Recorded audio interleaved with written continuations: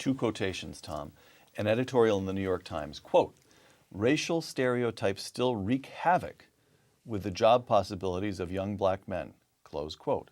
Quotation number 2, Thomas Sowell in Intellectuals and Society, quote, "Black unemployment rates were lower than those of whites as long ago as 1890, close quote.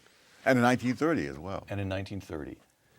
First of all, black unemployment was lower decades ago, before the Civil Rights Movement, before the New York Times began editorializing on on black poverty. How can that have been?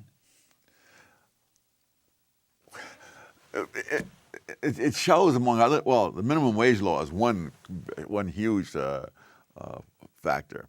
1930 was also the last year when there was no federal minimum wage law. If you look at the unemployment rate of black teenagers in 1948, 1949, it is a fraction of what it has been at any recent decade. And 1949 was a recession year, so the black teenage unemployment rate in 1949 was a fraction of what it was in even the most prosperous years of the 1990s. And this is because the federal minimum wage said you must pay every worker at least this much. Yes. And when there was no minimum wage, kids, everybody, but particularly you're talking now about black teens, could get paid whatever. $1.50 an hour See, but the other thing, but they could get employment. They could start learning skills. They could reach the first rung on the ladder, so to speak. Yes. That's what's, all right. And people move up very quickly. I mean, McDonald's has over 100% turnover a year. People say he's out flipping hamburgers. Yes, he's flipping hamburgers in January. Does not mean he's going to be flipping hamburgers in December.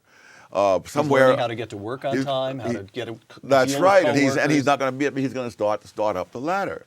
Right. But what was different about the late 1940s was the Fair Labor Standards Act of 1938 specified what the minimum wage would be. The runaway inflation of the 1940s made that number meaningless. I see. So for all practical purposes, inflation had repealed the minimum wage law. I see. Thank God I was a teenager in those years.